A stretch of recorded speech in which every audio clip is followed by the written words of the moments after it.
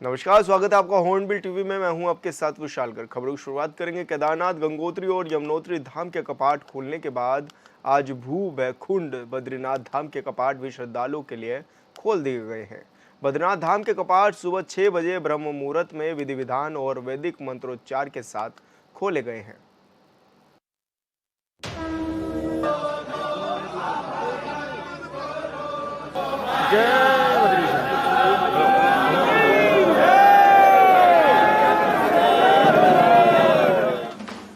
उत्तराखंड के चौथे और भारत के 4 धामों में से एक बद्रीनाथ धाम के कपाट सुबह 6 बजे विधि विधान के साथ खोल दिए गए। सेना के बैंड की धुन और भगवान बद्री विशाल के जयकारों के बीच मंदिर के कपाट खोले गए। अब अगले 6 महीने तक भक्त बद्रीनाथ धाम में भगवान बद्री विशाल के दर्शन कर सकेंगे। बद्रीनाथ धाम के कपाट खुलने के दौरान भक्तों में गजब का उत्साह देखने को मिला। अब भगवान बद्री विशाल जी के भी आज कपाट खुल गए हैं और सभी श्रद्धालुओं का हम स्वागत करते हैं, अभिनंदन करते हैं आए और यात्रा के जो नियम हैं उन नियमों का पालन करते हुए अपनी यात्रा को संपन्न करें। भगवान सबकी यात्रा सफल बनाएं। हमारा प्रयास है कि यात्रा में किसी को कोई परेशानी न हो, व्यवस्थित तरीके से यात्रा चले। शुरुआती दिनों में अत्यधिक लोग पहुंच रहे हैं। मेरा उन सभी से कहना है कि जो यात्रा के नियम है, रजिस्ट्रेशन है, बुकिंग है, मौसम की जानकारी है, वो सब जानने के बाद ही यात्रा आगे बढ़ाएं। इससे पहले गंगोत्री, यमुनोत्री और केदारनाथ धाम के कपाट पहले ही 10 मई को खुल चुके हैं। अब बद्रीनाथ धाम के कपाट भी खोल दिए गए। विश्व प्रसिद्ध 4 धाम यात्रा में शुमार बद्रीनाथ धाम में आज सुबह 4 बजे ब्रह्म बेला पर कपाट खुलने की प्रक्रिया शुरू, जिसके बाद सुबह 6 बजे पूरे विधि विधान और वैदिक मंत्रोच्चारण के साथ श्रद्धालुओं के लिए कपाट खोल दिए गए। हल्की बारिश के बीच आर्मी बैंड, ढोल नगाड़ों की मधुर धुन और स्थानीय महिलाओं के पारंपरिक संगीत और भगवान बद्री विशाल की स्तुति ने श्रद्धालुओं को मंत्रमुग्ध कर दिया।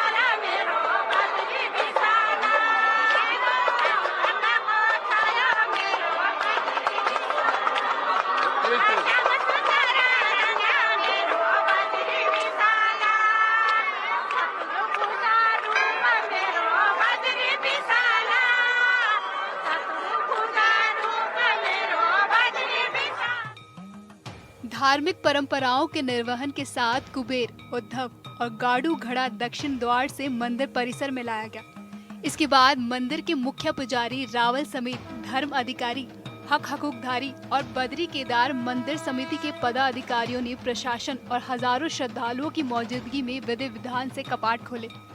मुख्य पुजारी वीसी ईश्वर प्रसाद नंबूदरी ने गर्भगृह में भगवान बद्रीनाथ की विशेष पूजा अर्चना कर सभी के लिए मंगल कामना की। इस मौके पर हजारों की संख्या में तीर्थ यात्रियों का जमावड़ा लगा रहा। पहले ही दिन हजारों श्रद्धालुओं ने बद्रीनाथ में अखंड ज्योति और भगवान बद्री विशाल के दर्शन कर पुण्य कमाया। कपाट खुलने के एक दिन पहले ही बद्रीनाथ धाम में श्रद्धालुओं की भीड़ जुटने लगी थी।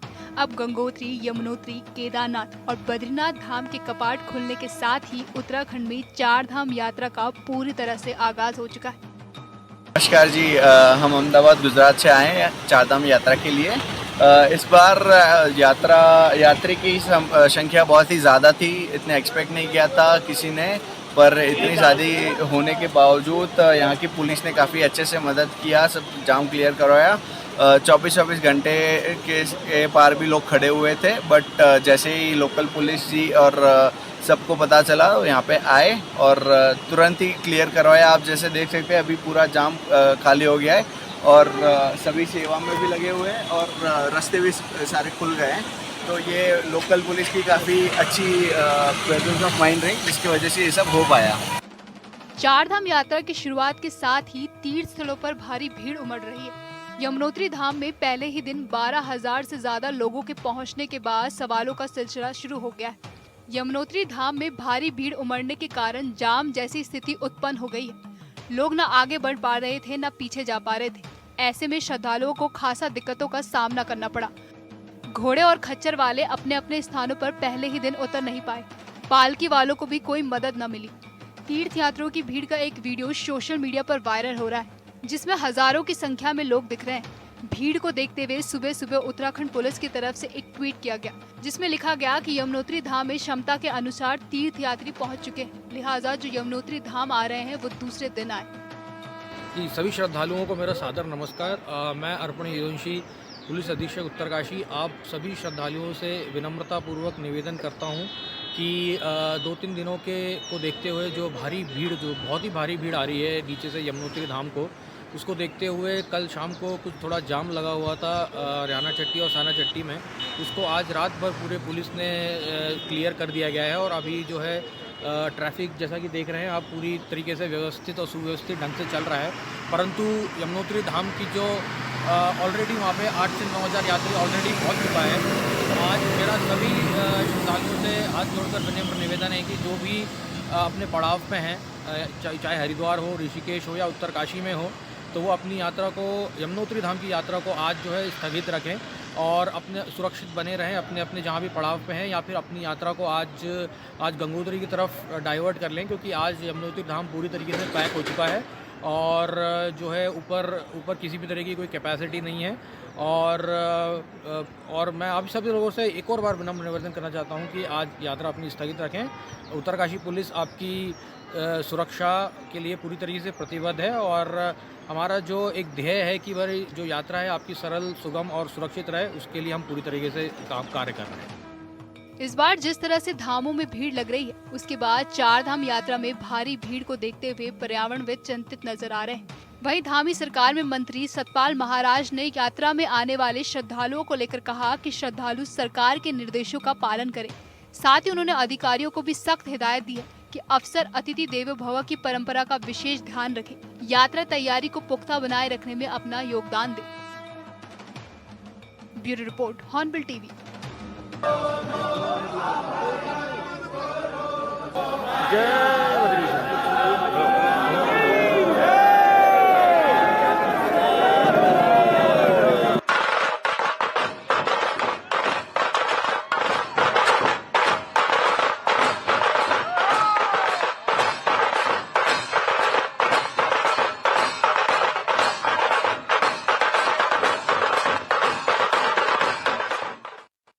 उत्तराखंड के राज्यपाल लेफ्टिनेंट जनरल सेवानिवृत्त गुरमीत सिंह ने बद्रीनाथ धाम पहुंचकर भगवान बद्री विशाल के दर्शन किए। भगवान बद्री विशाल के दर्शन और पूजा करते हुए राज्यपाल ने देश और प्रदेश की खुशहाली समेत सुख समृद्धि के लिए प्रार्थना की। वहीं बीकेटीसी अध्यक्ष अजेंद्र अजय ने उत्तराखंड के राज्यपाल को बद्री विशाल का महाप्रसाद भेंट भी किया।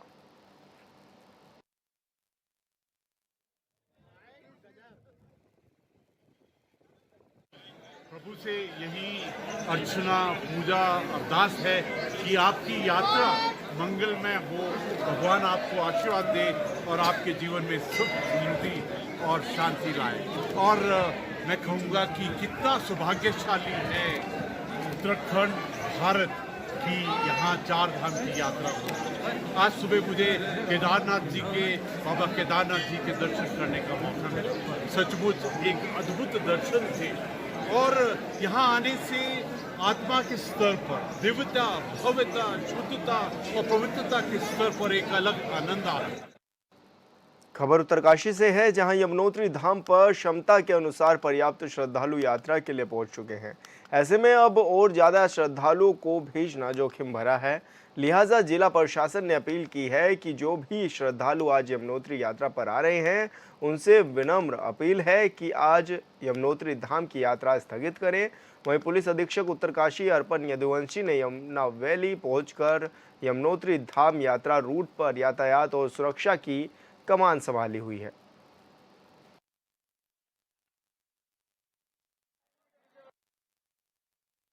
हाँ, मैं जयपुर राजस्थान से, हम 65 यात्री आए हैं और यहाँ पर व्यवस्था पुलिस प्रशासन की बहुत अच्छी है और बहुत अच्छी पुलिस प्रशासन सेवा कर रहे हैं, बहुत अच्छी मदद कर रहे हैं साहब।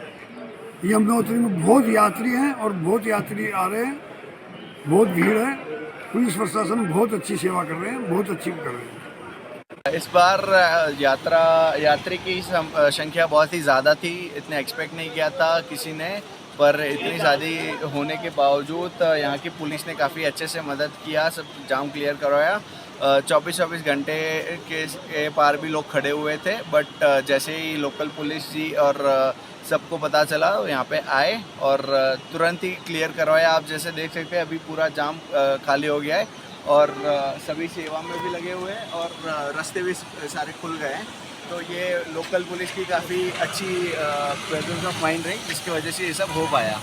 2-3 दिनों को देखते हुए जो भारी भीड़, जो बहुत ही भारी भीड़ आ रही है नीचे से यमुनोत्री धाम को, उसको देखते हुए कल शाम को कुछ थोड़ा जाम लगा हुआ था रियाना चट्टी और साना चट्टी में, उसको आज रात भर पूरे पुलिस ने क्लियर कर दिया गया है। और अभी जो है ट्रैफिक जैसा कि देख रहे हैं आप, पूरी तरीके से व्यवस्थित और सुव्यवस्थित ढंग से चल रहा है। परंतु यमुनोत्री धाम की जो ऑलरेडी वहाँ पे 8 से 9 हज़ार यात्री ऑलरेडी पहुँच चुका है। तो आज मेरा सभी श्रद्धालुओं से हाथ जोड़कर विनम्र निवेदन है कि जो भी अपने पड़ाव पे हैं, चाहे हरिद्वार हो, ऋषिकेश हो या उत्तरकाशी में हो, तो वो अपनी यात्रा को, यमुनोत्री धाम की यात्रा को आज जो है स्थगित रखें और अपने सुरक्षित बने रहें अपने अपने जहाँ भी पड़ाव पे हैं, या फिर अपनी यात्रा को आज गंगोत्री की तरफ डाइवर्ट कर लें, क्योंकि आज यमुनोत्री धाम पूरी तरीके से पैक हो चुका है और जो है ऊपर किसी भी तरह की कोई कैपेसिटी नहीं है। और मैं आप सभी लोगों से एक और बार विनम्र निवेदन करना चाहता हूं कि आज यात्रा अपनी स्थगित रखें। उत्तरकाशी पुलिस आपकी सुरक्षा के लिए पूरी तरीके से प्रतिबद्ध है। उत्तरकाशी में मां गंगा के शीतकालीन प्रवास मुखवा मार्कंडेयपुरी में गंगा सप्तमी के लिए तैयारी शुरू हो गई है। पिछले कई वर्षों से मां गंगा सप्तमी को मनाया जा रहा है। इस साल गंगा सप्तमी में पर्यटन विभाग की तरफ से कई कार्यक्रमों का भी आयोजन किया गया है। साथ ही गंगोत्री मंदिर समिति के तमाम पदाधिकारी भी गंगा सप्तमी में शामिल होंगे। गंगा सप्तमी में भारतीय सेना के जवान भी इस साल अपना पूरा योगदान देते हुए नजर आएंगे और सप्तमी के दौरान कई स्कूली बच्चे भी रंगारंग कार्यक्रम की प्रस्तुति देंगे।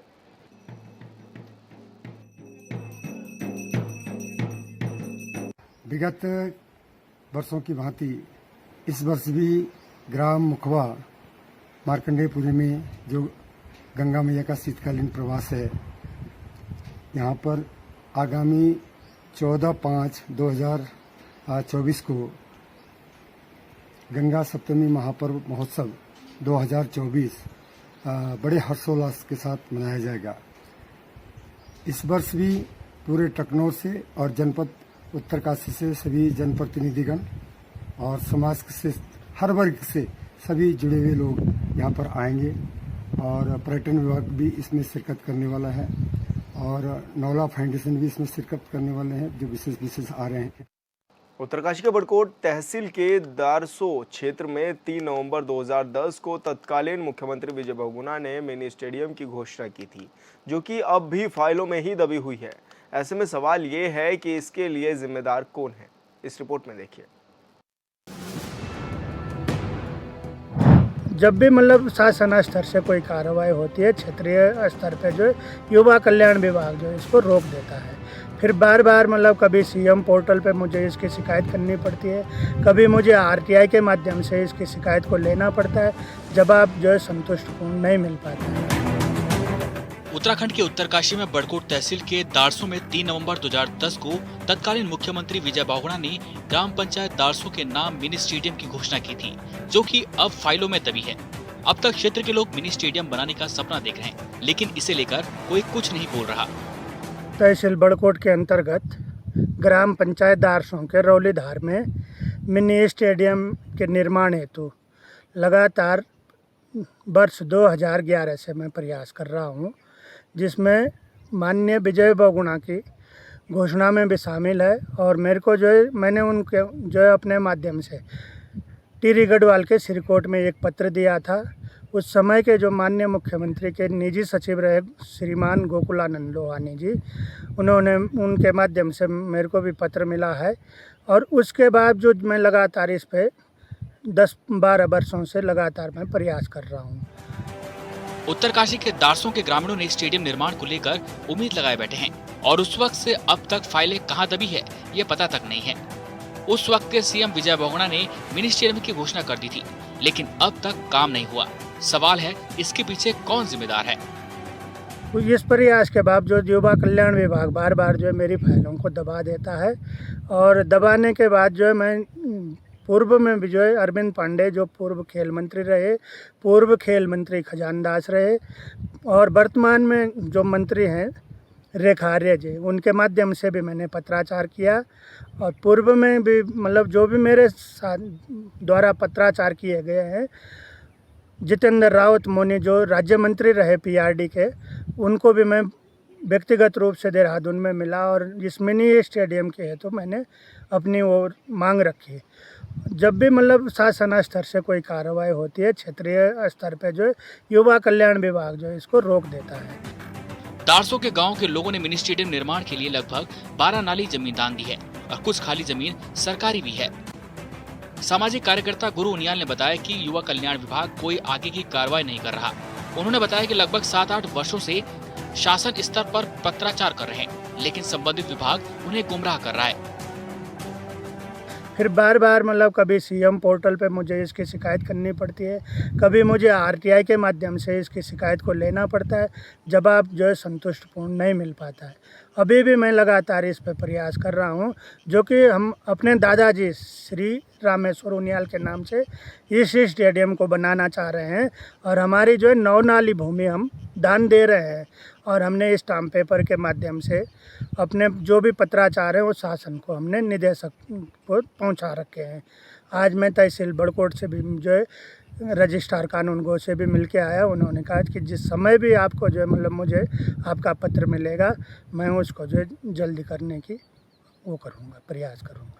क्या मांग करते हैं सरकार से कि शासन ने जल्दी इसकी स्वीकृति आपको? सरकार से मेरी ये मांग है कि जो दारसों का मिनी स्टेडियम में लगातार 12-14 वर्षों से व्यक्तिगत रूप से क्षेत्र के हित के लिए प्रयास कर रहा हूँ, तो मेरी मांग है कि ये मिनी स्टेडियम जितने जल्दी सरकार कर पाए, उसमें मतलब मैं सरकार के लिए यही मेरी मांग है। मौजूदा वक्त में बीजेपी की सरकार है और सरकार का दावा है कि तेजी से विकास कार्यों पर ध्यान दिया जा रहा है। फिर उत्तरकाशी के दारसों में मिनी स्टेडियम क्यों नहीं बना, ये एक बड़ा सवाल है और सवाल सिर्फ बीजेपी से नहीं बल्कि कांग्रेस से भी है, क्योंकि मामला 2010 का है।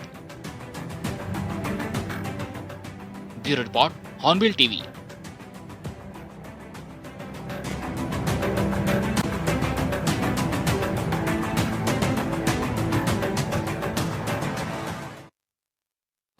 हरिद्वार में शिवालिक नगर पालिका परिसर में बीजेपी कार्यकर्ताओं ने अधिशासी अधिकारियों से अभद्रता पर नाराजगी। सफाई कर्मचारियों ने परिसर में धरना दिया।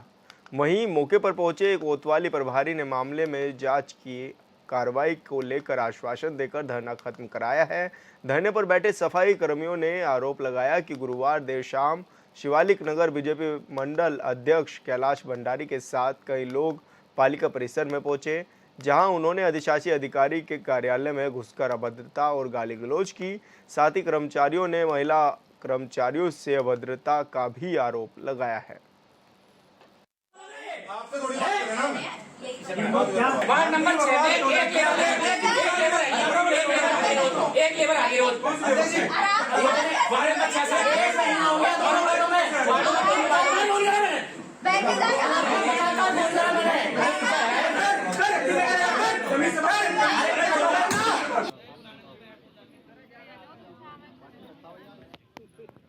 ये हमारी ऐसी कोई मांग नहीं है, ये कि हमारी जो आत्मसम्मान की लड़ाई है।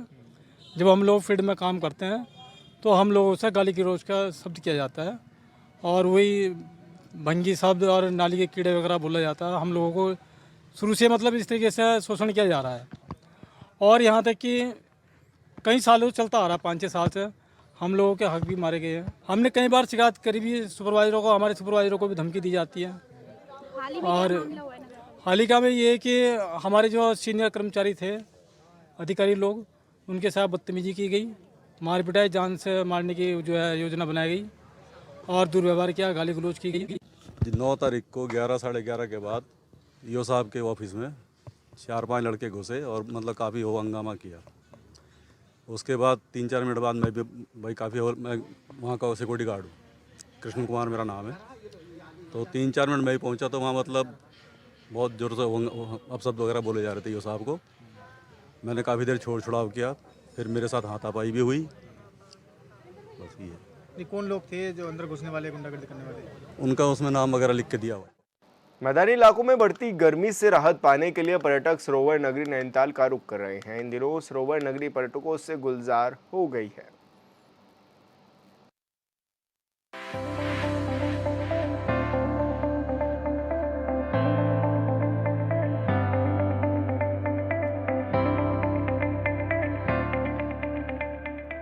उत्तराखंड के नैनीताल शहर को झीलों का शहर कहा जाता है, जो एक बेहद ही खूबसूरत हिल स्टेशन है और उत्तरी भारत में सबसे लोकप्रिय डेस्टिनेशन में से एक है। यही वजह है कि इन दिनों नैनीताल पर्यटकों से गुलजार है। नैनीताल हिमालय में समुद्र तल से लगभग 2000 मीटर की ऊंचाई पर स्थित है, लिहाजा यह मौसम खुशनुमा हुआ है। हाँ, हम विद फैमिली यहाँ घूमने आए हैं और बहुत एंजॉय कर रहे हैं।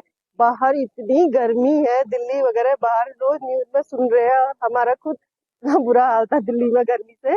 अब यहाँ पे इतना एंजॉय कर रहे हैं, इतनी ठंडी, मतलब अभी हम यहाँ बैठ के कितना देख रहे हैं, आप सब लोग एंजॉय कर रहे हैं, बहुत अच्छा लग रहा है। मैदानी क्षेत्रों में तपा देने वाली गर्मी के बाद अब मैदानी क्षेत्र के पर्यटक सरोवर नगरी नैनीताल पहुंच रहे हैं। इन दिनों पर्यटकों से सरोवर नगरी नैनीताल गुलजार हो गई है।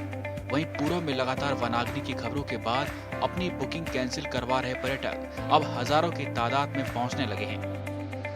बहुत जमीन आसमान का अंतर है मुंबई के मौसम में और यहाँ के मौसम में। यहाँ के स्पेशली बहुत ज्यादा अच्छा लग रहा है। मैदानी क्षेत्रों में तो देखा जाए तो बहुत ज्यादा गर्म हो रहा है, पर थोड़ा पहाड़ों में आकर के पहाड़ की वादी में थोड़ा अच्छा लग रहा है। फैमिली के साथ हम लोग आए हुए हैं तो काफी अच्छा लग रहा है। मुंबई में तो काफी गर्म है मार्च के टाइम से, लेकिन यहाँ पे काफी अच्छा लग रहा है। कहिए तो अभी बहुत ज्यादा, वहाँ पे तो अभी काफी हीट वेव है, कहिए तो 40 से अबव है टेम्परेचर, लेकिन यहाँ पे काफी रिलीज है। पर्यटक यहाँ गर्मी से निजात और नौकायन के साथ साथ आसपास के क्षेत्रों का लुत्फ उठा रहे हैं। हर साल गर्मियों में मैदानी क्षेत्रों में गर्मी की वजह से पर्यटक लाखों की संख्या में नैनीताल पहुंचते हैं और यहाँ ठंड का एहसास करते हैं। वहीं इस बार भी एक बार फिर नैनीताल में पर्यटकों का जमावड़ा लगने लगा है, जिससे आसपास के व्यवसायियों में खुशी की लहर है। मेरा नाम श्री नारायण सिंह जी ना। अब तो थोड़ा सा जब से नीचे गर्मी ज्यादा होने लग गई तब से पर्यटक सारे नैनीताल में आने लग गए हैं। इस समय से हमारा रोजगार जो है ठीक चल रहा है, बोट वालों का भी जो है आमदनी ठीक ही हो रही है, अपना जो भी है। और नैनीताल में यह ज्यादा पर्यटक आने लग गया है, तो ज्यादा ऊपर पहाड़ी क्षेत्रों में, ऊपर पहाड़ों में भी ज्यादा घूमने के लिए जा रहा है। नैनीताल में इस वक्त गुजरात, दिल्ली, हैदराबाद, मुंबई जैसे महानगरों के पर्यटक परिवार के साथ पहुंचते हैं और नैनीताल के मौसम का लुत्फ उठा रहे हैं। पर्यटक यहाँ आकर बेहद खुश हैं, क्योंकि मैदानी क्षेत्रों में वह तपा देने वाली गर्मी से परेशान थे और यहाँ का मौसम लुभा देने वाला ठंडा है, जिसका वह बेहद लुत्फ उठा रहे हैं। बहुत अंतर है, बहुत डिफरेंस है। यहाँ पे तो बहुत अच्छा लग रहा है वेदर, मतलब कभी थोड़ा सा मीठा हो जाता है, कभी ठंडा हो जाता है ना, अच्छा मौसम है। हाँ बहुत गर्मी अब तो बहुत हो गई है। मई में तो आपको पता ही कितनी गर्मी होती है वहाँ। पारस मल्होत्रा, मैं दिल्ली से हूँ और वहाँ की गर्मी को देखते हुए हम यहाँ पे छुट्टियाँ मनाने आए हैं। यहाँ मौसम बहुत बढ़िया है, वहाँ से बहुत फर्क है, ठंडा मौसम है, बहुत मजा आ रहा है। बोटिंग करी है अभी हमने, तो वहाँ पे तो 40 डिग्री पहुँच गया है, यहाँ पे 20 डिग्री के आसपास है। नैनीताल में पर्यटकों के आने से कारोबारी भी काफी खुश हैं। पर्यटक यहाँ नौकायन का आनंद भी ले रहे हैं, जिससे नौका चलाने वाले व्यवसाय की भी अच्छी आमदनी हो रही है। बाहर से आए कई पर्यटक कहते हैं कि नैनीताल का मौसम सुहाना है, यहाँ से वे वापस नहीं जाना चाहते हैं, लेकिन मजबूरी है। Bureau report, hornbill TV.